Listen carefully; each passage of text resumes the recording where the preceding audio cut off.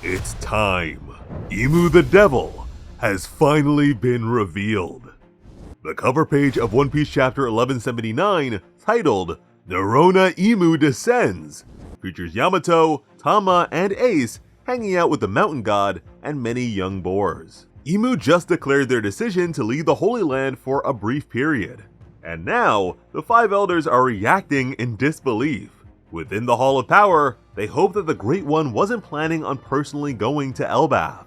They beg their master to reconsider such a descent into the lower world. A frustrated St. Garling burst into the room and questioned their tranquility at a time like this. He wondered if his fellow elders believed that the Holy Land is already safe. The old knight admitted that with his son Shamrock's return, things may appear to have settled down. But be that as it may, could his fellow elders really afford to sit on their hands right now? On account of the Revolutionary Army's sabotage, they're still counting on an ongoing resupplyment mission to keep their people from starving. Garling insists that what they need right now is the military might to keep the world in check. He also had something to say about Marineford, the former Marine headquarters, but was interrupted by a sudden call.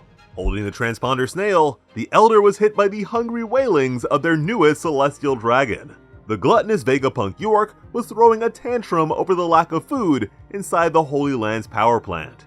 Garling reminded the petulant genius that the Holy Land is currently dealing with a supply shortage, and furthermore, if she wants to live the life of a celestial dragon, then she'd better find a way to produce energy with the Mother Flame. York cried out that this wasn't what she was promised. In turn, Garling came to the sudden realization that the satellite's original Vegapunk body was quite rebellious too. So he decided that this would be her chance to take proper responsibility for that as well. And before she could complain about hunger anymore, Garling ended the call. Taking a seat, Shanks' father complained about the endless stream of disasters that have come their way since Nika appeared. The others remained silent, but their newest member continued to question if this truly is a matter of coincidence or possibly the inevitability of fate. Setting that aside, Jupiter spoke to Imu. He's against their ruler leaving the castle, so the elder suggested that they dispatch the admirals at headquarters and have them go to Elbaf instead. Nujuro disagreed, since they already had their hands full with everything that's been going on. Standing up, St. Warcurry figured that the only choice was to make the trip themselves like they had on Egghead. In response, Imu let them know that none of this is mere coincidence. Imu demanded that they cast aside all their arrogance, pride, idleness, and negligence. It is prime time now. Imu deigned that everything was inevitable, and at that, many things came to mind.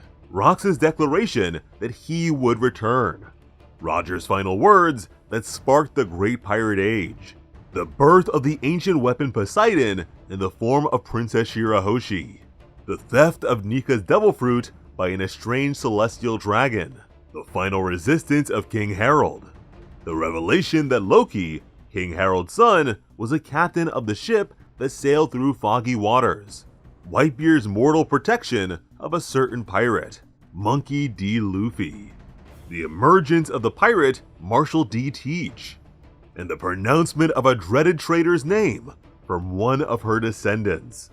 Thinking back to the cutting of wanted posters, it turns out that back then, Imu cursed the names of the ancient pirates Joy Boy and Davy Jones. As those scraps were mixed in with the photo of Shirahoshi, Imu questioned if they continue on with the purpose of making Mu suffer. But another picture was kept intact and held in hand, as she is the focus of Imu's desire. Looking up at a portrait of Nefertari D. Lily, Imu expressed her desire for Vivi to be retrieved. Imu stared for a long while, as now standing in the center of a pentagram, Imu declared that this all began long ago. For now, Imu has decided to entrust the elders with the Holy Land, but even so, they were still against the departure of their lord. Garling reminded the others that they don't have the authority to stop their master. Regardless, Mars and Warcurry still very much disagreed, but Nujuro and Jupiter conceded that such sentiments are pointless. as it is something Imu has already decided. And there is no one who can stop Imu. And with that, the Dark Lord left. Heavy clouds crept in over the Holy Land. This changes everything. Returning to Elbaf, Gerd called out to Harudin and Stanson in the West Village. She showed them that one of the invading demons was trying to piece himself back together. The knight resented the idea of becoming a novelty amongst these oversized insects. As an example, Gerd ripped Summers in half with her bare hands and stuck him back together again, claiming that he's like a scary magnet. But he's pretty sure that in this situation, she's the scary one. Furious, the knight took note of Gerd's name. He swore to give her the cruelest death possible for this. Then Goldberg showed them something else. It was still thumping. Harudin and Zoro took a closer look. It's a metallic heart. Zoro wondered if smashing it would stop the demons from constantly healing from damage, as the ever-cruel knight paled at the exposure of his weakness. Over by the Walrus School, the other Straw Hats were tending to Usopp and Brook, assuring them that everything would be alright. Frankie fretted over the sight of their broken bones, and with them in such bad shape, he wondered if they'd like to become cyborgs like him. A sentiment that seemed to have struck them even while unconscious. And with these two so beaten up, Jinbei had to wonder where their crew's doctor might be. Nearby, with all his parts strung up, St. Keelingham angrily swore to never forget Sanji's name. He demanded that his new nemesis say his name in return, but unfortunately the cook refused to do so, as he already forgot it. So maybe this is the bounty boosting moment he's been looking for. Elsewhere, Gunko was still encased in Ragnir's block of ice. Loki left her behind and made it to the school, wondering why the place was frozen. Lilith explained that instead of being frozen, all the thermal energy was drained away. Taking a seat, Loki complained about all the food being frozen too, while Luffy was crawling on some like an ant. He wanted to bring some of it back to Usopp and Brook, seemingly confusing a good meal with proper medical attention.